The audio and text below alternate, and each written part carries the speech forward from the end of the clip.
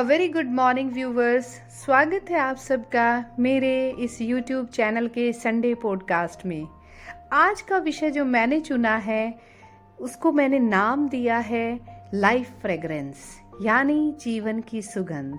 तो आइए शुरू करते हैं जीवन की सुगंध के विषय में एक सुंदर कहानी और एक सुंदर सी वार्ता।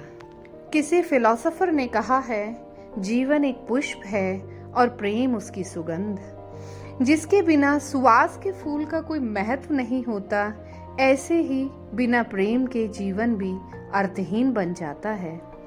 इसलिए प्रेम जीवन में आवश्यक ही नहीं, अनिवार्य है। बालक हो या वृद्ध, स्त्री हो या पुरुष, भोगी हो या त्यागी, संत हो या शैतान, सभी प्रेम चाहते हैं, क्योंकि जीवन की सभी अवस्थाओं में प्रेम आवश्यक है।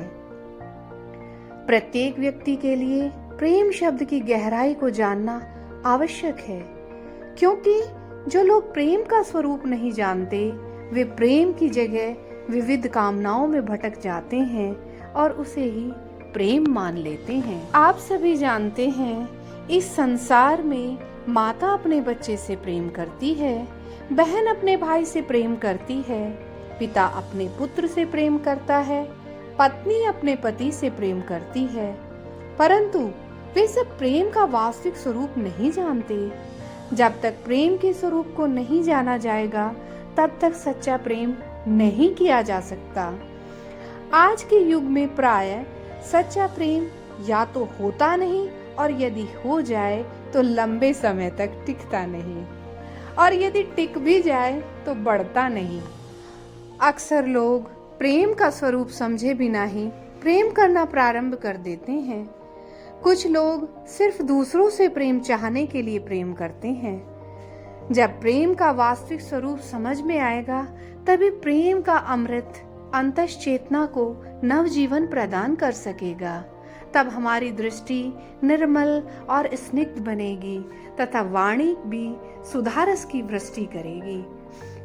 मेरे प्रिय, महात्मा गांधी जी ने कहा है कि प्रेम ही संसार की सूक्ष्म शक्ति है जिसने संसार पर शासन किया है।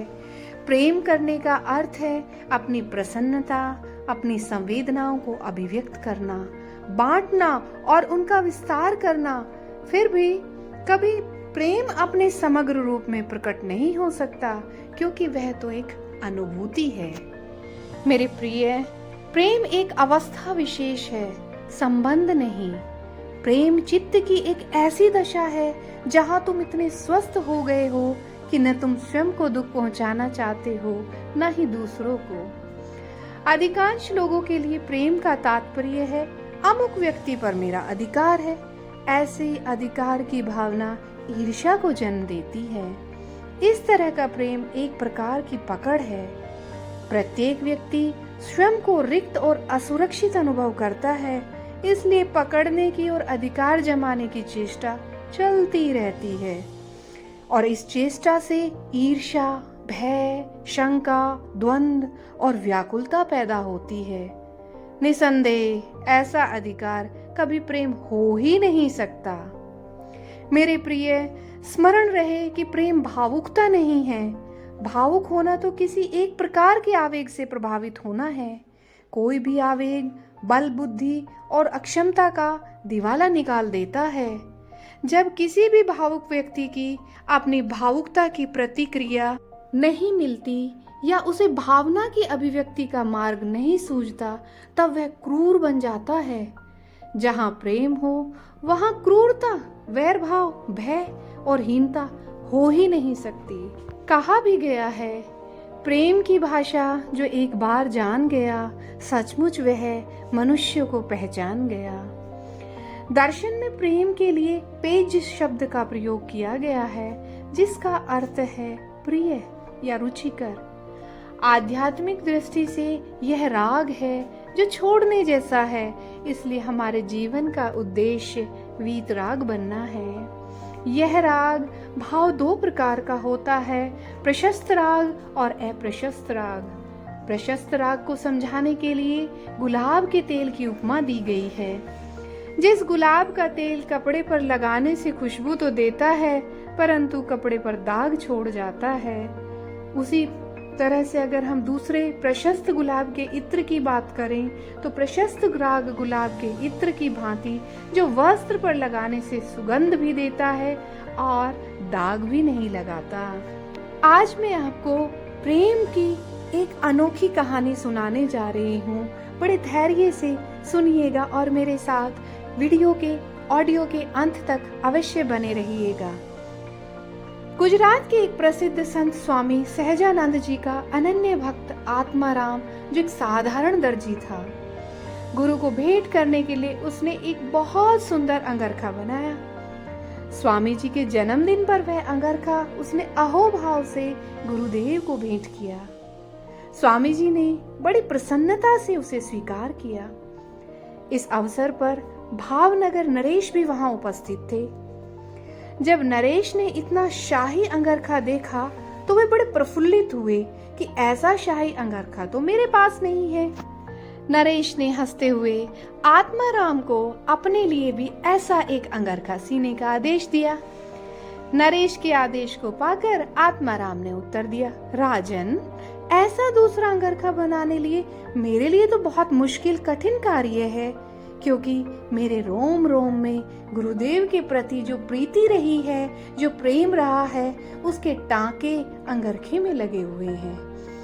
आपके अंगरखे को बनाने के लिए मैं वैसी प्रीति कहाँ से लाऊं, वे प्रीति के टांके कहाँ से लाऊं, वो प्रेम के धागे कहाँ से लाऊं। प्रेम रस में आप्लावित सामान्य वस्तु भी बड़ी मूल्यवान बन जाती है और साधारण व्यक्ति भी असाधारण बन जाता है। प्रेम का स्वरूप समझाते हुए चिंतकों ने कहा है, प्रेम पानी की तरह तरल है और जल की तरह प्रेम का भी अपना कोई रंग नहीं होता। जब प्रेम ईश्वर के प्रति हो तो भक्ति बन जाता है, जब प्रेम अपनत्व के रंग में घुलता है तो मित्रता बन जाता है, जब प्रेम दुखी की सेवा सहायता के लिए हो तो करुणा बन जाता है, सद्गुणों के प्रति हो तो प्रमोद और संतान के प्रति हो तो वात्सल्य बन जाता है। मेरे प्रिय, ऐसे अनेक रूप स्वरूप वाले प्रेम को खोजने और मांगने के बजाय हम भीतर के प्रेम को लुटाना सीखें व देना सीखें। इस कलयुग में सब प्रेम देते हैं बिना इसकी फिक्र किए कि क्या हमारे पास प्रेम है। सारे लोग प्रेम बरसा रहे हैं, लेकिन वह प्रेम किसी मरुस्थल में खोजा जाता है। एक एक आदमी हजार हजार दरवाजों से प्रेम बरसा रहा है, पर दुर्भाग्य यह। मेरे प्रिय, प्रेम रस की धारा के विषय में किसी फिलोसोफर ने कहा है, आकाश में छाया ऐसा बादल बेकार है जो पानी से भरा हुआ न हो और जिसे पानी की बूंदें टपक न सकती हो। धरती पर उगा ऐसा वृक्ष भी बेकार है जो फलों से लदा हुआ न हो और जिससे फलों की प्राप्ति न हो सकती हो। ऐसा मानव हृदय भी तुच्छहीन है, बेकार है, जो प्रेम से भरा हुआ न हो और जिसमें से प्रेम रस की बूंदें टपक न सकती हो। मेरे प्रिय, मुझे आशा है आपको मेरा संडे पॉडकास्ट प्रिय लगा होगा। अगर आपको मेरा संडे पॉडकास्ट प्रिय लग रहा है, पसंद आ रहा है, तो मेरे चैनल को ज़्यादा से ज़्यादा लाइक और सब्सक्राइब करें और मेरी वीडियो को ज़्यादा से ज़्यादा शेयर करें। Thank you. Have a wonderful day. Bye bye.